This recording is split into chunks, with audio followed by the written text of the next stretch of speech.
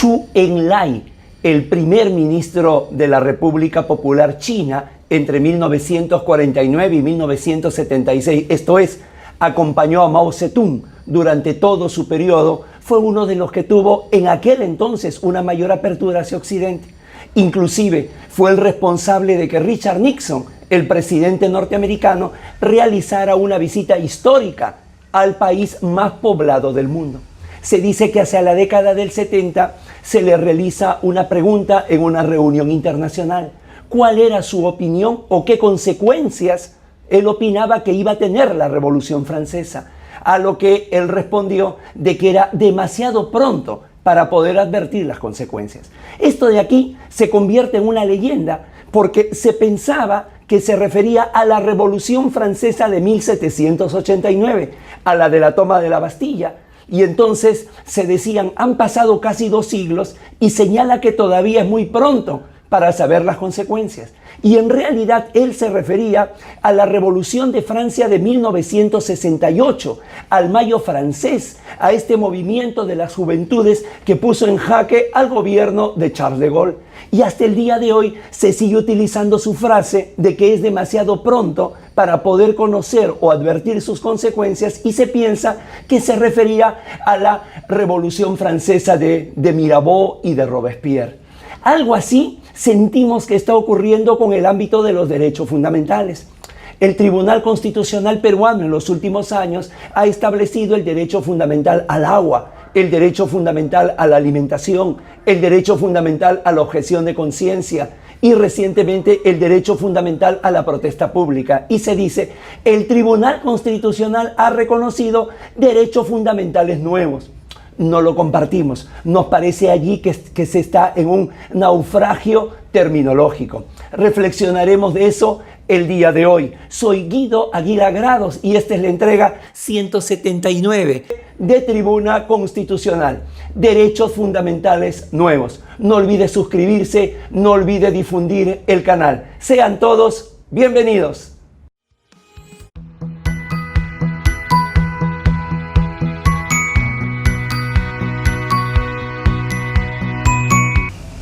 En la 20ª entrega de Tribuna Constitucional señalábamos el tema de la clasificación de los derechos fundamentales. La diferencia con el programa, con esta entrega, es que queremos ponerle la lupa sobre todo a los derechos fundamentales nuevos. Porque, a ver, desde siempre se ha dicho que los derechos fundamentales tienen una triple clasificación. Los derechos fundamentales expresos, taxativos, en este caso los vamos a llamar explícitos, que siempre es lo mejor, siempre es lo sano. El hecho de que esté recogido en el propio texto constitucional y se le pueda dar lectura, se pueda advertir su existencia, siempre es mucho mejor. En este sentido, quien ha hecho todos los deberes es la República de Brasil en su constitución, cuando establece en el artículo 5º, establece 78 incisos. Menciona 78 derechos fundamentales enumerados, seguramente en un afán totalizador. Pero por otro lado, y aquí es donde viene ya el camino, la ruta hacia el objetivo, que son los derechos fundamentales nuevos, vienen los denominados derechos fundamentales implícitos. Esto es, aquellos que sin estar con nombre propio, expresamente reconocidos en el texto constitucional, insisto, sin estarlo, se les reconoce, se les protege, porque se supone y se entiende que se desprenden, que se descuelgan de los derechos fundamentales explícitos. Es decir, si a estos derechos expresos los abrimos, si a estos derechos expresos los diseccionamos, vamos a encontrar a estos derechos fundamentales implícitos. Lo que ocurre es que estos derechos fundamentales implícitos pueden ser implícitos clásicos, esto es, los que se han reconocido como tales desde siempre. Por ejemplo, si nosotros tenemos al derecho al debido proceso como un derecho fundamental expreso, pues dentro de él se encuentran 8 derechos fundamentales, entre ellos seguramente el derecho al plazo razonable, el derecho a la prueba, el derecho a la medida cautelar, que evidentemente no son expresos, pero nadie puede discutir de que son derechos fundamentales implícitos, que se encuentran en el vientre del derecho al debido proceso, donde viene generalmente esta confusión es con los derechos fundamentales implícitos pero modernos. Estos que finalmente, a veces, el propio Tribunal Constitucional, a veces el Congreso y otras veces la doctrina confunde y los llama derechos fundamentales nuevos, cuando en realidad son implícitos, es decir, nacen, provienen, se descuelgan, se desprenden, se desglosan de derechos fundamentales expresos. Por ejemplo, el derecho fundamental a la objeción de conciencia, que se descuelga del derecho a la libertad de conciencia, o lo que ha sido una de las últimas reformas constitucionales en el Perú para establecer el derecho fundamental al agua. No era necesaria una reforma, ya lo hemos señalado en un programa anterior, ¿no? Ya el derecho a la salud determina la necesidad del derecho al agua potable. Y si queremos referirnos al agua como recurso natural, está el derecho fundamental a un medio ambiente equilibrado o adecuado. Lo mismo ha pasado con respecto al derecho a la alimentación. Se dice el Tribunal Constitucional ha creado el derecho fundamental a la alimentación. No compartimos. Sencillamente el Tribunal Constitucional no puede crear derechos fundamentales, no puede hacer las veces de poder constituyente. Con todo el poder que tiene sigue siendo un poder constituido.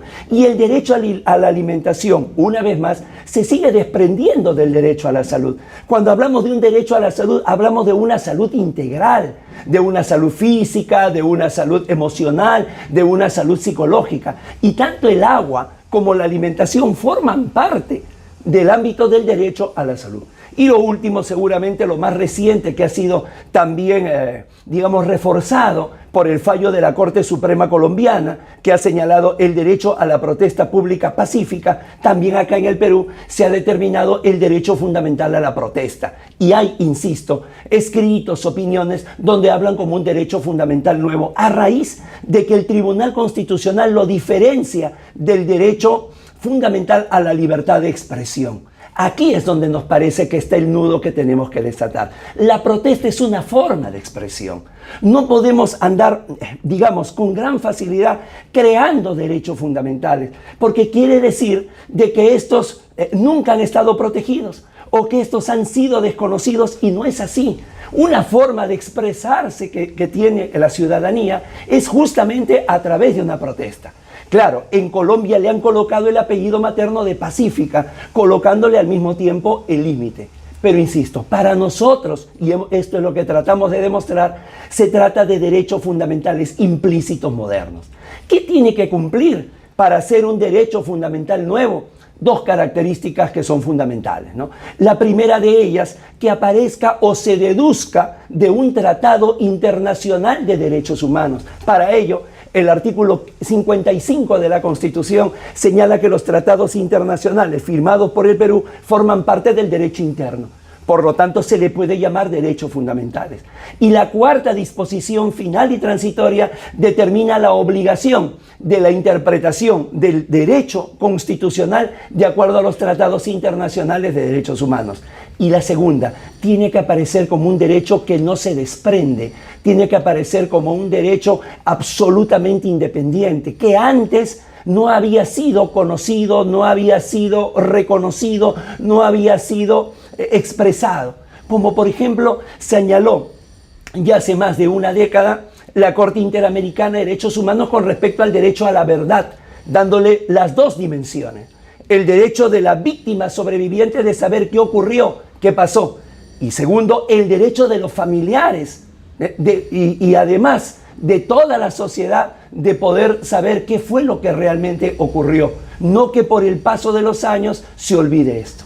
Otro, hablando de olvido, es justamente el derecho fundamental al olvido digital, que viene trabajándose en muchos países de Latinoamérica, ¿no? Hoy que hay toda esta fiebre de las redes sociales y muchas veces con un contenido agresivo, con un contenido tóxico, con un contenido estigmatizador, ¿no? No puede quedar ahí de una manera perenne. Tiene que haber, ¿no?, este derecho al olvido digital, o lo que se viene trabajando por último en algunos países, aunque no siempre de una manera uniforme, sino de una manera simétrica, el derecho de los animales, que claro, tiene aquello de que, un momento, si el animal no es sujeto de derecho, La Corte Suprema Argentina, en el caso de la orangutana Sandra, por ejemplo, lo ha definido como seres sintientes. Y hay otros que han señalado que definitivamente, si bien es cierto el animal no es titular de derechos fundamentales, sí hay un derecho humano que es el derecho a la sensibilidad y que lógicamente no se pueden permitir actos de crueldad públicos como por ejemplo la corrida de toros. Entonces, son derechos que están en construcción, si se quiere, o son derechos que, habiendo ya comenzado a nacer, su desarrollo tratan de acomodarse dentro de lo que viene a ser la denominada estructura de los derechos fundamentales. Estos últimos son solamente los derechos fundamentales nuevos, que vienen a ser una excepcionalidad y que vienen a ser caracterizados porque se desprenden de los tratados internacionales de derechos humanos y porque no tienen un antecedente que los asemeje o que pueda permitir que se deduzcan, que nazcan, que tengan un cordón umbilical con otro derecho fundamental que puede ser explícito o puede ser implícito. Punto final a la presente entrega. Muchísimas gracias por su tiempo. Nos vemos pronto aquí en Tribuna Constitucional. Con su permiso.